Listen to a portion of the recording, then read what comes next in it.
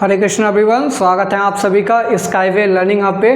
तो आज हम यहाँ पर चर्चा करेंगे बाई कंडीशनल स्टेटमेंट्स के बारे में। ठीक है, इसकी ट्रूथ टेबल कैसे क्रिएट करते हैं और बाई कंडीशनल जो हमारे पास स्टेटमेंट्स होते हैं उनसे रिलेटेड और कॉम्प्लेक्स प्रॉब्लम्स जो हैं हमारे पास प्रोपोजिशनल स्टेटमेंट्स, प्रोपोजिशनल एक्सप्रेशंस, उनका ट्रूथ टेबल कैसे बनाया जाता है उनको हम यहाँ पर स्टेप बाय स्टेप देखेंगे।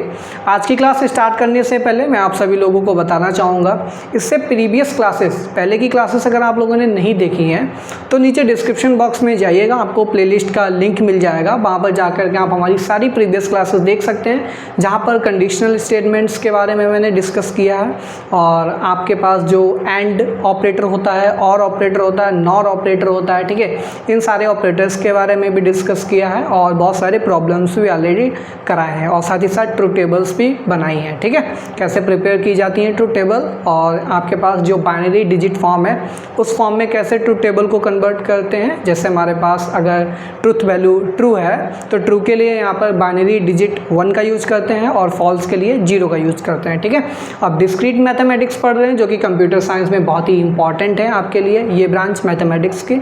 तो आपको यहाँ पर बाइनरी डिजिट्स में ट्रूथ टेबल बनाना आना बहुत ही ज़रूरी है। ठीक है, तो स्टार्ट करेंगे आज की क्लास। बट आप लोग अगर हमारे चैनल पे नए हैं तो प्लीज़ चैनल को सब्सक्राइब कर लीजिए और बेल आइकन भी प्रेस कर लीजिए। ठीक है, ताकि आपको हमारे सारी क्लासेस का नोटिफिकेशन आपको तुरंत रेगुलरली मिलता रहे। ठीक है, तो बाई कंडीशनल स्टेटमेंट की बात करेंगे तो इनको हम डबल इम्प्लीकेशंस भी बोलते हैं। इससे पहले कंडीशनल स्टेटमेंट के बारे में पढ़ा था जिसको हम बोलते थे, कंडीशनल स्टेटमेंट को केवल इम्प्लीकेशंस के नाम से जानते थे। ठीक है, अब यहाँ पर बाई है, बाई का मतलब होता है टू, तो टू है तो टू का मतलब क्या हो गया, डबल इम्प्लीकेशन। अब डबल इम्प्लीकेशन का मतलब क्या है, जैसे कि एक एग्जाम्पल यहाँ पर मैंने लिखा है, एक स्टेटमेंट पी है और दूसरा क्यू है।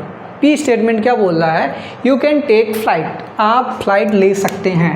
ठीक है, सेकंड स्टेटमेंट बोल रहा है क्यू स्टेटमेंट क्या बोल रहा है, यू बाई टिकट, आप टिकट लीजिए। किसकी टिकट, फ्लाइट की टिकट। ठीक है, तो यहाँ पर अगर हम बात करें इफ़, हम इफ़ जोड़ेंगे, इफ़ पी के लिए, पी के पहले क्या ऐड करेंगे, इफ़ पी देन क्यू, इस तरीके से स्टेटमेंट एक बनाएंगे सेंटेंस। ठीक है, तो if you can take flight, you can take flight then you buy ticket. अगर आप यहाँ पर फ्लाइट लेना चाहते हैं तो आपको क्या करना पड़ेगा, सबसे पहले आपको टिकट लेनी पड़ेगी। ठीक है, बहुत ईजी है। अब मैं क्या उसको कन्वर्सली बोल सकता हूँ कि अगर इफ़ यू बाई टिकट, अगर आप टिकट खरीदें then you can take flight. ये भी तो बात सही है, अगर आप टिकट खरीदेंगे फ़्लाइट की तो आप फ्लाइट में जा सकते हैं। तो यहाँ पर हमको क्या देखने को मिल रहा है, अगर हम पी इम्प्लाई क्यू करें, यानी कि अगर पी यहाँ पर हमारे पास क्या हो जाएगा, फर्स्ट स्टेटमेंट, और सेकंड स्टेटमेंट हम क्या ले लें, क्यू वाले क्या, तो यहाँ पर पी इम्प्लाई क्यू करें ये भी ट्रू है, और अगर क्यू इम्प्लाई पी करें तो ये भी हमारे पास ट्रू है। सिंपल सी बात है भाई, अगर आप टिकट नहीं लेंगे तो सिंपल है आप फ्लाइट नहीं ले पाएंगे। अगर आप फ्लाइट नहीं ले रहे इसका मतलब क्या है, आपने टिकट नहीं लिया है। भाई अगर आपने टिकट लिया है तब भी आप फ्लाइट नहीं ले रहे हो या फ्लाइट आप नहीं ले पा रहे हो, तो ये तो कोई यहाँ पे लॉजिक हुआ नहीं। भाई आपके पास टिकट है लेकिन आप फ्लाइट में नहीं जा पा रहे हो, आपके पास टिकट है तो आप फ्लाइट में जाएंगे, बिल्कुल जाएंगे। लेकिन अगर आप फ्लाइट नहीं ले पा रहे हो, इसका सिंपल सा मतलब क्या है, आप फ्लाइट के अंदर आपको एंट्री नहीं दी जा रही। क्यों नहीं दी जा रही, आपके पास टिकट नहीं होगा इसलिए नहीं दी जा रही होगी। भाई टिकट होगा तो आपको कौन रोकेगा, कोई नहीं रोकेगा। तो यहाँ पर पी इम्प्लाई क्यू भी सेटिस्फाई हो रहा है और क्यू इम्प्लाई पी, दोनों यहाँ पर सेटिस्फाई हो रहे हैं। तो इस टाइप के जब भी हमारे पास स्टेटमेंट्स होते हैं, यानी कि प्रोपोजिशंस होती हैं जिनमें पी इम्प्लाई क्यू और क्यू इम्प्लाई पी, ये दोनों सेटिस्फाई हो रही हों, तो इनको बोलते हैं डबल इम्प्लीकेशन। तो डबल इम्प्लीकेशन यहाँ पर कैसे शो किया जाता है, जैसे P डबल इम्प्लाई Q।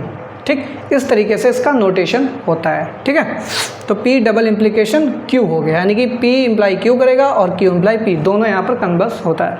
जैसे मैथमेटिक्स में आप लोगों ने देखा होगा थ्योरम्स होती हैं, तो कुछ थ्योरम में आपके पास एक सेंटेंस यूज किया जाता है कि जैसे P हमारे पास कोई स्टेटमेंट दे रखा है थ्योरम के अंदर, तो बोलेंगे this condition is necessary and sufficient for this to exist. ठीक है, अब नेसेसरी एंड सफिशिएंट कंडीशन जब भी आपको इस थ्योरम को बोल दिया जाए प्रूव कीजिए, तब आप कैसे प्रूव करेंगे, तो आपको क्या करना पड़ेगा, सबसे पहले आप एक पार्ट लेकर के चलेंगे, दूसरे को प्रूव करेंगे। ठीक, फिर इसके बाद आपको एक कन्वर्स पार्ट भी लेकर के चलना पड़ता है। ठीक है, एक आप लेकर के चलेंगे नेसेसरी इफ़ वाला पार्ट, फिर आप एक कन्वर्सली भी इसको प्रूव करेंगे। यानी कि आपने जो सेकंड पार्ट प्रूव किया था अब उसको एज्यूम करेंगे, फिर आप फर्स्ट पार्ट को प्रूव करेंगे। यानी कि पहले क्या किया आपने, ऊपर से नीचे गए, फिर नीचे से ऊपर, यानी कि आप गए आए, पूरा एक राउंड मार लिया ना। बस इसी तरीके से ये लॉजिक चलता है यहाँ पे। आप एक स्टेटमेंट बोल रहे हैं तो वो इम्प्लाई करेगा दूसरे स्टेटमेंट को, अब भाई सेम दूसरा स्टेटमेंट इम्प्लाई करेगा फर्स्ट वाले को। ठीक है, इसको बोलते हैं डबल इम्प्लीकेशन। इसको ऐसे भी लिखा जाता है पी इफ़ क्यू, यहाँ पे डबल एफ है, और जब कंडीशनल की बात करेंगे, इम्प्लीकेशन की बात करेंगे, वहाँ पर सिंगल एफ आता है, I F if, P if Q. ठीक है, पी इफ़ क्यू, लेकिन वहाँ पर क्यू इफ़ पी पॉसिबल नहीं होगा क्योंकि वो कंडीशनल है, यानी कि वो वन वे है, ये टू वे है। ठीक है, एक तरीके से इसको आप रिवर्सिबल, जैसे केमिस्ट्री में रिवर्सिबल रिएक्शंस पढ़ते हैं ना, तो रिवर्सिबल में फॉरवर्ड और बैकवर्ड दोनों तरफ इम्प्लाई करता है, तो वैसे ही यहाँ पे समझ लीजिए ये फॉरवर्ड बैकवर्ड दोनों की तरफ सेटिस्फाई होगा, इसलिए यहाँ पर डबल एफ का यूज़ किया जाता है बाई कंडीशनल में, और कंडीशनल में सिंगल एफ का यूज़ किया जाता है। ठीक है, तो ये यहाँ पर हमने एग्जाम्पल भी आपको समझा दिया। अब बात करते हैं इसकी ट्रुथ टेबल यहाँ पर हम कैसे बनाएंगे। अभी आपने देखा P अगर ट्रू है, Q ट्रू है, यानी कि P इम्प्लाई Q और Q इम्प्लाई P भी होगा, यानी कि P अगर ट्रू है और Q ट्रू है तो P imply P double implication Q, ये भी हमारे पास ट्रू होगा। अगर मैं बोलूँ you can not take flight, यानी कि यहाँ पर क्या हो गया, P फॉल्स हो गया। ठीक है, अगर P फॉल्स है और अगर हम Q को भी फॉल्स लें, you did not buy ticket, simple है, if you can not take flight then you did not buy ticket, आपने टिकट नहीं खरीदा इसलिए आप फ्लाइट में नहीं जा पा रहे हैं। या फिर हम ऐसा भी कह सकते हैं you did not buy ticket that's why you can not take flight, इसलिए आप फ्लाइट नहीं ले सकते हैं। ठीक है, तो अगर दोनों को फॉल्स बोल दें तो इसकी ट्रुथ वैल्यू क्या होगी, तब भी हमारे पास क्या होगा, बिल्कुल सही बात है, यानी कि तब इसकी ट्रुथ वैल्यू क्या होगी, ट्रू होगी। लेकिन यहाँ पर अगर हम एक ट्रू ले लें दूसरा फॉल्स ले लें, ठीक है, समझने की कोशिश कीजिएगा, एक को हम ट्रू एज्यूम कर लें और दूसरे को फॉल्स एज्यूम कर लें, तब यहाँ पर क्या होगा, जैसे कि हमने P को ट्रू एज्यूम किया, Q को फॉल्स एज्यूम किया, यानी कि ट्रू का मतलब है, ट्रुथ वैल्यू ट्रू का मतलब है यू कैन टेक फ्लाइट। अब इसकी वैल्यू हमने फॉल्स एज्यूम की, इसका मतलब क्या है, you did not buy ticket, मतलब आप फ्लाइट ले रहे हैं बट आपने क्या किया, टिकट नहीं खरीदा, ये ट्रू होगा, तो बिल्कुल गलत है भाई, इम्पॉसिबल। तो जो चीज़ इम्पॉसिबल है उसके लिए ट्रुथ वैल्यू क्या होगी, फॉल्स। आप फ्लाइट ले रहे हैं लेकिन आपने टिकट भी नहीं खरीदा, ये तो इम्पॉसिबल है। अब इसका रिवर्स कर लीजिए, you did not buy ticket, आपने टिकट नहीं खरीदा, सॉरी इसका रिवर्स क्या होगा, यू बाई टिकट, आपने टिकट खरीदा, और इसको आप नेगेटिव इस बार ले लीजिए, इसकी ट्रुथ वैल्यू फॉल्स ले लीजिए, you can not take flight, आपने टिकट लिया लेकिन आप फिर भी फ्लाइट नहीं ले पा रहे हैं, ये तो इम्पॉसिबल है, आपके पास टिकट है आप फ्लाइट नहीं ले पा रहे हैं, ये भी इम्पॉसिबल है। तो P इम्प्लाई Q, अब P डबल इम्प्लीकेशन Q की यहाँ पर ट्रुथ टेबल कैसे बनेगी, इस एग्जांपल से मैंने आपको क्लियर कर दिया। तो देखिए सबसे पहले क्या करेंगे, आप कॉलम बनाएंगे, पहला कॉलम किसका होगा, P का, ठीक है, सेकंड कॉलम किसका होगा, Q का, और लास्ट वाला कॉलम किसका होगा, P डबल इम्प्लीकेशन Q का। ठीक है, तो true true false false, true false true false. ठीक है, जब दोनों ट्रू हैं तब तो ट्रुथ वैल्यू ट्रू है, ठीक है, जब दोनों फॉल्स हैं तब भी ट्रुथ वैल्यू ट्रू है। अब एक ट्रू एक फॉल्स, जैसे हमने P को ट्रू मान लिया, Q को फॉल्स मान लिया, तब भी ये इम्पॉसिबल कंडीशन है, इम्पॉसिबल में यानी कि इसकी ट्रुथ वैल्यू क्या हो जाएगी, फॉल्स। अब पहला ट्रू है, पहला फॉल्स है, दूसरा ट्रू है, तब भी इम्पॉसिबल कंडीशन अराइज हो रही, तब उस केस में भी ये हमारे पास क्या हो जाएगा, फॉल्स हो जाएगा। तो इम्पॉसिबल अगर है हमारे पास, ध्यान कीजिएगा, अगर हमारे पास कोई भी सिचुएशन इम्पॉसिबल नज़र आ रही है तो उसकी ट्रुथ वैल्यू हमेशा फॉल्स होगी। अगर कोई कंडीशन पॉसिबल है 1% भी तो उसकी ट्रुथ वैल्यू क्या होगी, ट्रू होगी। ठीक है, अब इसी को अगर हम बिट फॉर्म में कन्वर्ट कर लें, बाइनरी डिजिट के फॉर्म में, 0-1 के फॉर्म में, तो 0-1 फॉर्म में आपको ये टेबल कैसे दिखेगी, कुछ इस तरीके से दिखेगी। ये देखिए, ये आपके पास P है, ये आपके पास Q है, ये P डबल इम्प्लीकेशन Q। ठीक है, तो ये possibility 1 1 0 0 true true false false, 1 0 1 0, तो 1 1 पे तो 1 होगा, 0 0 पे भी 1 होगा, 1 0 या 0 1 पे ही हमारे पास क्या हो जाता है, 0 0 हो जाता है। ठीक है, तो ये हमारे पास टेबल होती है बाई कंडीशनल स्टेटमेंट्स की। ठीक है, अब मैं आपको बोलूँ एक ट्रुथ टेबल आपको क्रिएट करनी है, जैसे कि मैंने बोला P इम्प्लाइज Q, ठीक है, डबल इम्प्लीकेशन Q और P। ठीक है, तो इसकी ट्रुथ टेबल बनाइए। तो सबसे पहले इसकी ट्रुथ टेबल आप बनाएंगे, ठीक है, फिर इसकी बनाएंगे, फिर बाई कंडीशनल वाला का कॉलम बनेगा। ठीक है, इस तरीके से कॉम्प्लेक्स यहाँ पर जो प्रोपोजिशन हो जाते हैं जिसमें बड़े बड़े एक्सप्रेशंस होते हैं, प्रोपोजिशनल एक्सप्रेशंस, तो उनकी टेबल भी आपको बनाना आना चाहिए। ठीक है, तो सबसे पहले आप क्या करेंगे, आप यहाँ पर नोट डाउन कर लीजिए, यहाँ पर डबल इम्प्लीकेशन की जो हमने टर्मिनोलॉजी बताई है इसको डिनोट कैसे करते हैं, ठीक है, और इसकी ट्रुथ टेबल कैसे बनाई जाती है, और ये बिट फॉर्म में। ठीक है, इसके बाद यहाँ पर हम कुछ एग्जांपल्स लेंगे और उनकी ट्रुथ टेबल यहाँ पर बनाएंगे। ठीक है,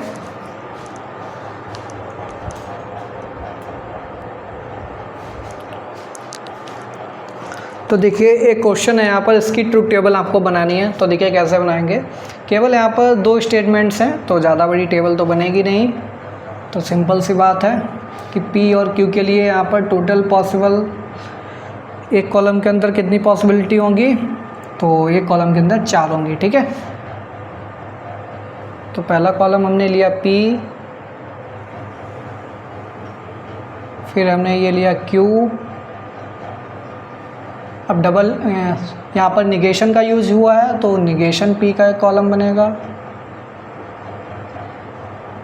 एक निगेशन Q का कॉलम बनेगा। ठीक है, निगेशन P, निगेशन Q। उसके बाद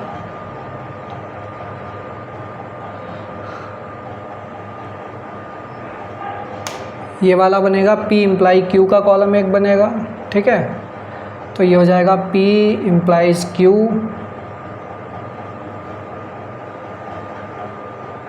फिर P इम्प्लाई Q के बाद एक कॉलम बनेगा यहाँ पर negation Q implies negation P। ठीक है, इसका कॉलम बनेगा। फिर इसके बाद यहाँ पर क्या है ये, let me check once more. Okay, ये आपके पास है डबल इम्प्लीकेशन, यहाँ पर यही कुछ नहीं है। फिर इसका और इसका लेना है डबल इम्प्लीकेशन, यानी कि this one and this one, इन दोनों का डबल इम्प्लीकेशन। ठीक है, तो मैं यहाँ पर एक और कॉलम बना रहा हूँ। ठीक, तो इसको हम यहाँ पर लिखेंगे और इस वाले को यहाँ पर लिखेंगे। ठीक है, और इन दोनों का क्या लेना है, हमें इम्प्लीकेशन लेना है। ठीक है, समझ जाइएगा, थोड़ा लेंदी हो जाएगा कॉलम, इसलिए मैंने शॉर्ट में आपको समझा दिया है। ठीक है, ये वाला यहाँ पे लिखेंगे, ये वाला यहाँ पे लिखेंगे, दोनों का इम्प्लीकेशन। अब पॉसिबिलिटी 1 1 0 0। ठीक है, फिर ये हो जाएगा 1 0, हो जाएगा 1 0। अब निगेशन P है तो 0 0, ये 1 1 हो जाएगा। निगेशन Q है तो 1 की जगह 0, 0 की जगह 1, 0 1। अब P इम्प्लाई Q का हमें बनाना है, तो P इम्प्लाई Q इन दोनों को लेकर चलना है। तो 1 1 1 1 पे ये 1 रहता है, 1 0 पे 0 हो जाता है, 0 1 पे 1 रहता है, 0 0 पे भी ये 1 रहता है। ठीक है, निगेशन Q इम्प्लाई, यानी कि फर्स्ट वाला ये है, सेकंड वाला ये है, यानी कि निगेशन Q इम्प्लाई P। तो यहाँ से यहाँ चलेंगे, तो 0 0 0 0 तो हमारे पास 1 होता है, फिर 1 0 1 0 0 हो जाता है, 0 1 1 होता है, 1 1 1 होता है। ठीक है, अब इन दोनों का क्या लेना है, इम्प्लीकेशन। तो 1 1 1 हो जाएगा, 0 0 1 हो जाएगा, 1 1 1 हो जाएगा, 1 1 ये 1 हो जाएगा। ठीक, ये हमारे पास आ गया।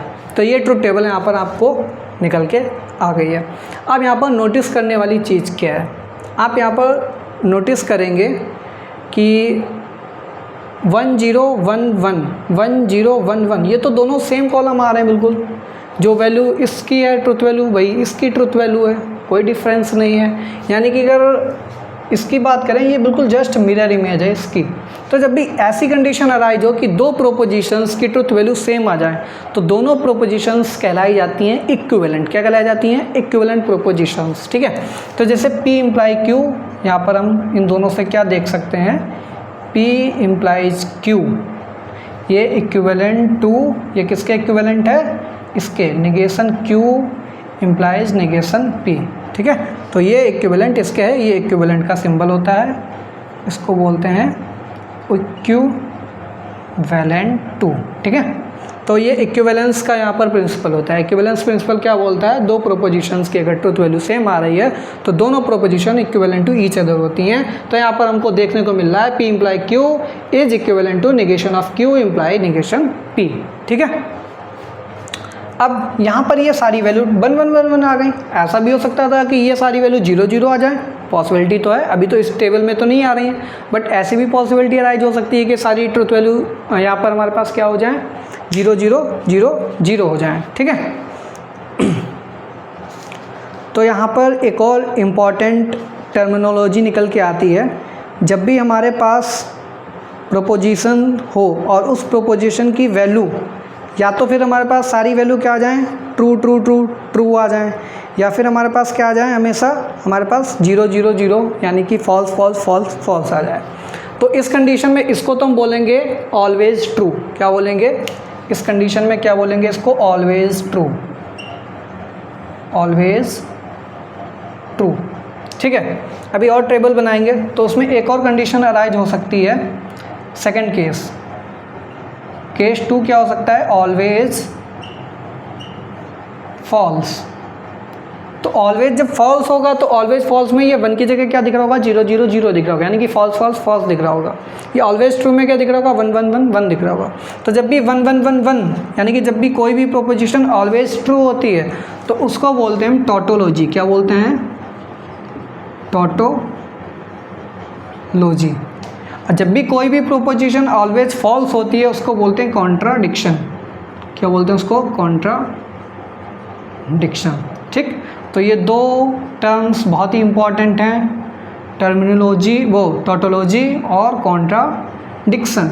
आपके पास प्रोपोजिशंस दी होंगी, बोलेंगे इसको प्रूव कीजिए कि ये कॉन्ट्राडिक्शन है, या फिर बोलेंगे इसको प्रूव कीजिए ये हमारे पास क्या है? टॉटोलॉजी है। ठीक है, तो अभी तो एग्जांपल हमने किसका देखा? ये टॉटोलॉजी का देखा।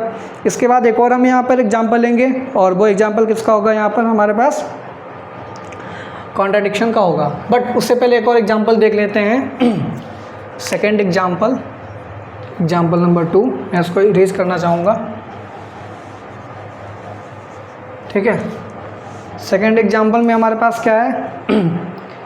P implies negation Q, P implies negation Q। ठीक है, P इम्प्लाइज निगेशन Q और negation P implies negation Q, negation P implies negation Q, और बीच में ऑपरेटर लगाया यहाँ पर और। ठीक है, चलिए टेबल में कुछ थोड़े से चेंजेस करने पड़ेंगे। P वाला कॉलम रहेगा, Q का रहेगा, P निगेशन का रहेगा, Q निगेशन का रहेगा। फिर P इम्प्लाइज Q की जगह इस बार बनेगा P इम्प्लाइज Q निगेशन का, तो ये Q निगेशन का कॉलम बन जाएगा। तो यानी कि P implies Q negation first, और ये वाला कॉलम लेना है। तो यहाँ पर इम्प्लाई है तो 1 0 तो हमारे पास 0 हो जाएगा ट्रुथ वैल्यू। 1 1 की बात करेंगे तो ये 1 हो जाएगा। 0 0 की बात करेंगे ये 0 0 1 हो जाएगा। 0 1 की बात करेंगे तब भी हमारे पास 1 हो जाएगा। ठीक है, फिर सेकंड कॉलम बनेगा negation P imply negation Q। यहाँ पे क्या था? Negation Q imply negation P। अब इसको रिवर्स कर देते हैं यहाँ पर। ठीक है, ये हो जाएगा negation P implies negation Q। ठीक है, negation P imply negation Q। तो निगेशन P निगेशन Q, इस बार यहाँ से यहाँ जाना है। ठीक है, तो 0 to 0 जाएंगे, 0 to 0 1। फिर यहाँ पर हमारे पास क्या है? 0 to 1 जाएंगे, तो 0 to 1 में ये 1 हो जाएगा। फिर 1 to 0 जाएंगे, 0 हो जाएगा। फिर 1 to 1 में जाएंगे तब भी 1 रहेगा। ठीक है, तो अब इस बार ये देखो दोनों इक्विवेलेंट नहीं है क्योंकि ट्रुथ वैल्यू इनकी चेंज हो गई है। जब ट्रुथ वैल्यू सेम नहीं होगी तब तो ये इक्विवेलेंट नहीं होंगे, जब सेम होंगे दोनों तो यहाँ पर क्या बोलेंगे, इक्विवेलेंट हैं। अब बात कर लेते हैं यहाँ पर और ऑपरेटर की। तो इस बार डबल इम्प्लीकेशन की जगह ये और ऑपरेटर लगेगा, ठीक है। तो और ऑपरेटर तो आपको पता ही है, ये 0 1 है तब भी 1 होगा, 1 1 है तब भी 1 होगा, 1 0 है तब भी 1 होगा, 1 1 है तब भी 1 होगा। यानी कि ये भी हमारे पास क्या हो गया, टोटोलॉजी हो गया, ठीक है। तो ये वाला एग्जांपल भी हमारे पास किसका हो गया, टोटोलॉजी का हो गया भाई। 1 1 1 होता है, 0 1 भी 1 होता है। अगर और में एक स्टेटमेंट ट्रू है तो यहाँ पर और वाला यहाँ पर ट्रू होता है, ठीक है। तो 0 1 1 हो गया, 1 1 1 हो गया, 1 0 1 हो गया और 1 1 हमारे पास 1 हो गया। तो ये भी टोटोलॉजी का एग्जांपल हो गया, ठीक है। चलिए एक थर्ड एग्जांपल लेते हैं। अब ये थर्ड एग्जांपल चेक करेंगे ये टोटोलॉजी है या फिर हमारे पास कॉन्ट्राडिक्शन है, ठीक है। तो अभी तक तो आपको 2 टर्म क्लियर हो गए होंगे, ये टोटोलॉजी क्या होती है। और अब कॉन्ट्राडिक्शन का भी एग्जांपल देख लेंगे तो क्लियर हो जाएगा कि कॉन्ट्राडिक्शन की टेबल यहाँ पर कैसे दिखती है, ठीक है।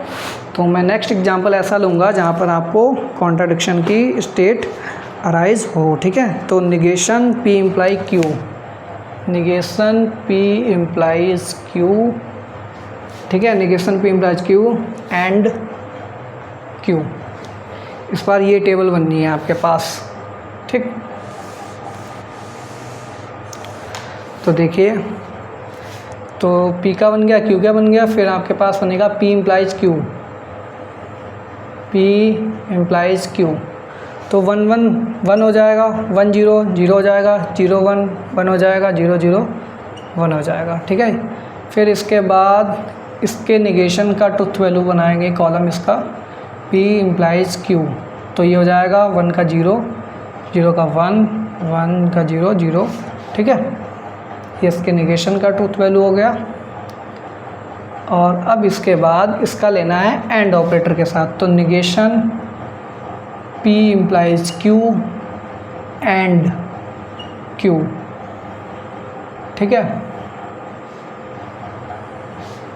तो Q वाला कौन सा कॉलम है, ये कॉलम है, एंड दिस कॉलम, दिस और दिस के बीच में एंड लेना है हमारे पास, ठीक है। तो 0 और 1 है, तो 0 और 1 है तब हमारे पास ये 0 हो जाएगा, 1 0 है तब भी हमारे पास 0 हो जाएगा, 0 1 है तब भी हमारे पास 0 हो जाएगा, ठीक है। और 0 0 पे ये हमारे पास क्या हो जाएगा, तब भी 0 हो जाएगा, ठीक है। अब देखिए यहाँ पर सारी ट्रुथ वैल्यूज क्या आ रही हैं, 0 0 0 0 आ रही हैं, ठीक है। यानी कि फॉल्स फॉल्स फॉल्स आ रहे हैं। तब ये कंडीशन किसकी हो गई आपके पास, ऑलवेज फॉल्स, ठीक है, ऑलवेज फॉल्स। तो जब कंडीशन हमारे पास कोई प्रोपोजिशन की ट्रुथ वैल्यू ऑलवेज फॉल्स होती है तो उस प्रोपोजिशन को बोलते हैं हम यहाँ पर कॉन्ट्राडिक्शन। क्या बोलते हैं, कॉन्ट्राडिक्शन बोलते हैं, ठीक है। तो आई होप 3 एग्जांपल्स लिए, तीनों एग्जांपल की हेल्प से आपको कॉन्ट्राडिक्शन टोटोलॉजी में कोई अब यहाँ पर कन्फ्यूजन नहीं होगा, ठीक है। अब कुछ एग्जांपल मैं आपको देना चाहूँगा होमवर्क के लिए, जैसे आप ट्राई कीजिए। जैसे कि एक 4th एग्जांपल है P इम्प्लाइज P और Q, नंबर 5, ठीक है। 5 नंबर पे आपके पास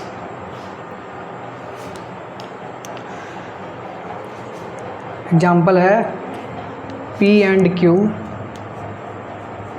P एंड Q और निगेशन Q एंड R। इसकी ट्रुथ टेबल आपको बनानी है, ठीक है। कॉन्ट्राडिक्शन दिख रहा है तब बढ़िया है, टोटोलॉजी दिख रहा है तब बढ़िया है। अगर कॉन्ट्राडिक्शन टोटोलॉजी दोनों नहीं है तब भी बढ़िया है। बस आपको क्या करना है, टेबल बनानी है, ट्रुथ टेबल आपको क्रिएट करनी है, ठीक है। फिर ये हो जाएगा निगेशन P और ये हो जाएगा P और निगेशन Q। फिर एक और लास्ट एग्जांपल आपको और करना है P and R and T, P and R and T। फिर इसके बाद डबल इम्प्लीकेशन हो जाएगा Q एंड T, ठीक। तो यहाँ पर देखिए इसमें 2 स्टेटमेंट हैं, इसमें 3 स्टेटमेंट हैं, इसमें भी 2 स्टेटमेंट हैं और इसमें PRT, इसमें PQRT, इसमें 4 स्टेटमेंट्स हैं। ठीक है, तो यहाँ पर 4 स्टेटमेंट हैं, तो टेबल थोड़ी और बड़ी बन जाएगी, बट आपको बनानी है। ठीक है, तो आई होप आपको आज की क्लास के अंदर मैंने जो भी टर्म्स यहाँ पर डिस्कस किए हैं, डेफिनेशन डिस्कस किए हैं, बहुत अच्छे से समझ में आई होंगी। ये क्वेश्चंस आपको प्रैक्टिस करने हैं, कंस्ट्रक्ट करनी है इसकी ट्रुथ टेबल। ठीक है, इसके बाद जो नेक्स्ट टॉपिक होगा, नेक्स्ट टॉपिक में हम पढ़ेंगे कॉन्ट्रा पॉजिटिव, कन्वर्स, इनवर्स। ठीक है, तो कन्वर्स कैसे निकालते हैं, इनवर्स कैसे निकालते हैं, कॉन्ट्रा पॉजिटिव कैसे निकालते हैं किसी भी प्रोपोजिशन का। ठीक है, तो मिलते हैं नेक्स्ट क्लास में, तब तक के लिए thanks for watching, have a good day.